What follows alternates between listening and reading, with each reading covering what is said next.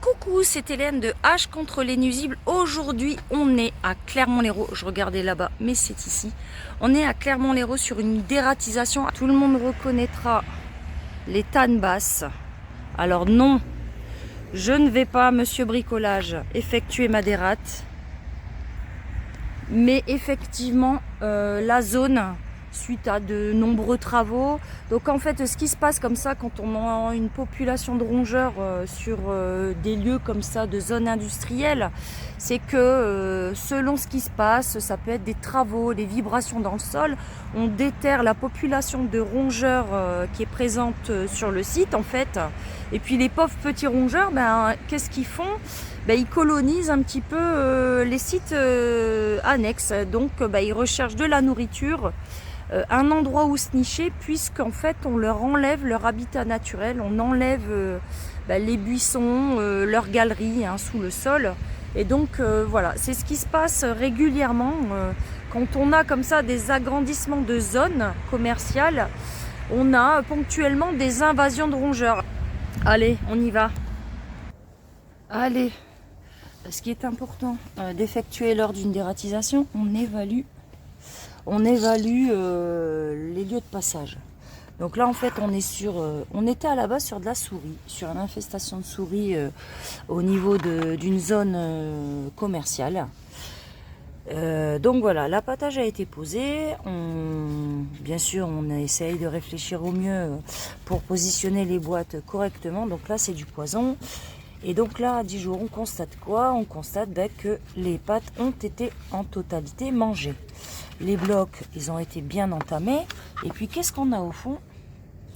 On a des excréments qui ne sont pas du tout typiques de la souris.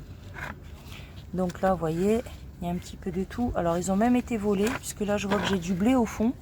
Sauf que moi, je n'ai pas installé de blé. Voilà. Et là, pareil. Donc, vous voyez bien des petites striures, là, typiques du grignotage. Et puis, les pâtes, elles ont été consommées. Donc, celle-là à moitié.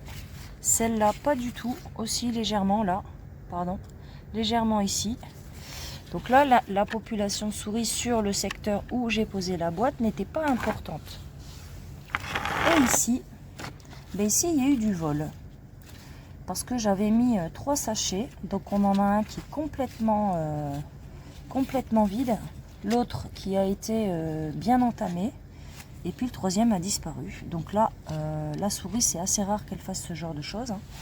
Donc potentiellement, c'est du rat. Là, c'est pareil, on voit bien toutes les striures qui ne sont pas du tout de petites striures. Donc, je vous dirais ici, potentiellement, on est sur de la souris, bien que niveau striure, moi, j'ai plus le sentiment que ce soit du rat. Mais là, il n'y a pas photo, quoi. Là, on est sur un gros rongeur. Et puis, on a les excréments aussi en preuve. Donc voilà, donc là le traitement c'est quoi? Ajuster la position de l'appâtage.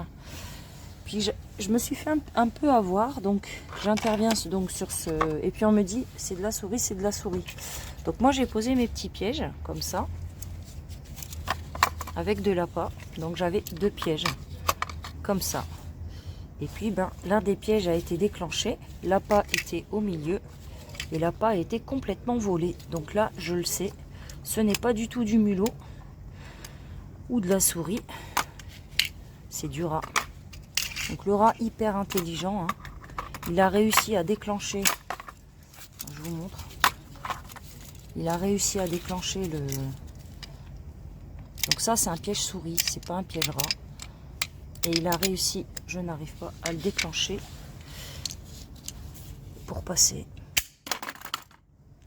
Hey, hey!